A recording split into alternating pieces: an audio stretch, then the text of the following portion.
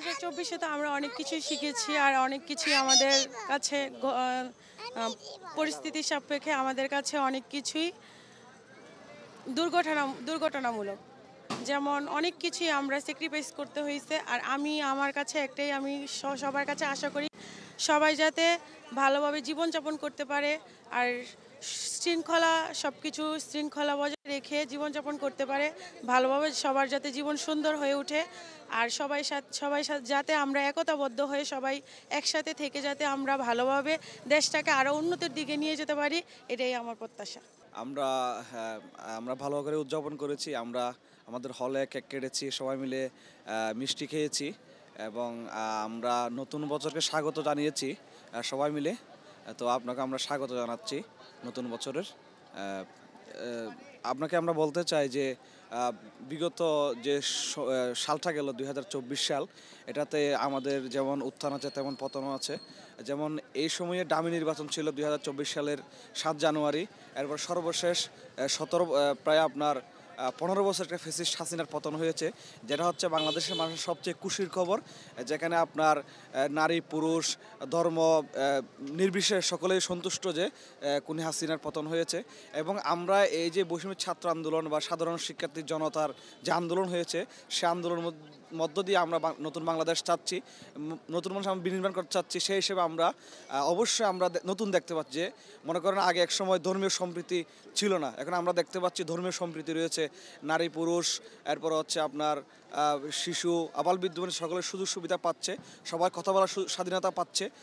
সেই হিসেবে আমরা বলতে পারি 2024 সালের চেয়ে 2025 সালে আমরা আরও বেশি স্বাধীনতা ভোগ করতে পারবো।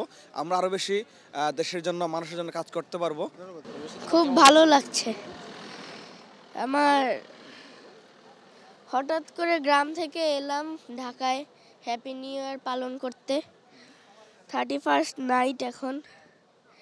আমার কেন জানি লাগলো একটা চোখের পলকেই হঠাৎ করে একটা নতুন বছর চলে এলো। এবার একটু অন্যরকম হয়েছে। কিরকম মনে হয়েছে? অন্যরকম কেন লাগলো তোমার? আগেরবার এখানে ভিড় ছিল অনেক, এখন আবার একটু কম ভিড়। আর আমি গ্রামে থেকে আবার হঠাৎ করে আসলাম, ভালো করে চিনছিও না, তাই আমার কাছে অত ইন্টারেস্টিং মনে হচ্ছে না। আমাদের কাছে একটা ঘটনাবহুল বছর ছিল। এই বছরের জনগণ দেখিয়ে দিয়েছে যে সরকার যদি জনগণের ইচ্ছায় না চলে, তাহলে যে কোনো সময় তার একদিনও পতন হওয়া সম্ভব। এটা ছিল একটা উল্লেখযোগ্য ঘটনা। এটা ইতিহাস, যে 54 বছর ইতিহাসে এই প্রথম এই ধরনের বাংলাদেশে ঘটলো। তো ভবিষ্যৎ যে সরকার গঠন করবে, যে দলই আসুক, তাদের কাছে এটা শিক্ষণীয় বিষয় ছিল। আর 2025 সালে আমরা এই থেকে শিক্ষা গ্রহণ করে যদি আমরা সরকার পরিচালনা করি, যেই সরকার আসুক, তাহলে আর এরকম বিড়ম্বনার শিকার হতে হবে না। যেমনটি এই 24-এ যেখানে এই জায়গাটা আমরা যখন দাঁড়িয়েছিলাম গত বছর, আমি প্রতি বছরই আসি, কিন্তু এরকম শুনশান নীরবতা, এত কঠোর নীরবতা বলাই কখনো ছিল না। জনগণের মধ্যে উৎসাহ, উচ্ছ্বাস, উদ্দীপনা একদম পরিলক্ষিত হচ্ছে না। আতশবাজি বন্ধ হয়েছে, এটা সরকারের একটা ভালো দিক।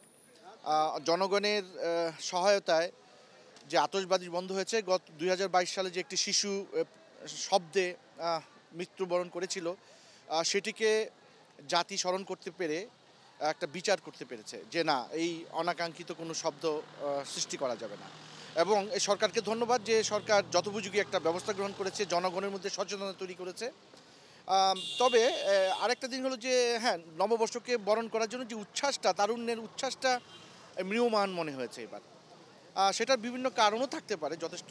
কারণ জুলাই আগস্টে যে যারা বিপ্লব করেছে, তাদের বেশিরভাগ মানুষই এখন কেউ আহত, কেউ স্বজন হারার বেদনাতুর অবস্থায় রয়েছে। হয়তো সে কারণেও হতে পারে যে জনগণ সেভাবে রাস্তায় নামেনি। তবে মানে ছোট পরিসরে হলেও যার যার ছাদ থেকে আমরা এবার দেখেছি বর্ষকে বরণ করতে পটকা বাজি কিছু হয়েছে। এইটা কিছুটা হলেও বর্ষবরণকে একটা নতুন মাত্রা যুক্ত করেছে।